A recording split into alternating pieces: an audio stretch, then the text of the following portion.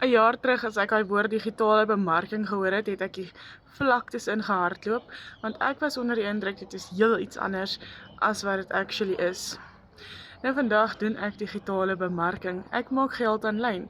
Ek het 'n webwerf. Ek verkoop produkte op my webwerf met 'n dollar price tag. En wat vir my die heel meeste uitstaan, daar is altyd hulp beskikbaar. Jy gaan nie deur hierdie besigheid alleen nie. Soos jy hierso sê, jy gaan nie deur alles alleen nie, daar is hulp en ondersteuning.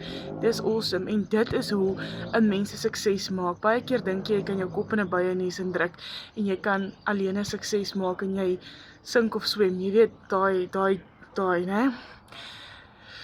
Hier is al beskikbaar. Ons het 'n amazing A-span.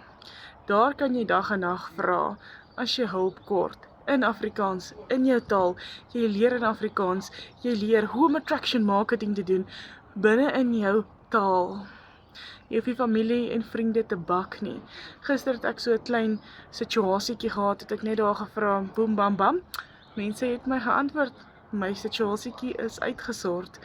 As jy wil leer om geld te maak aanlyn, jy's so op die regte plek, skryf net vir my onder ondersteuning, ek wys jou.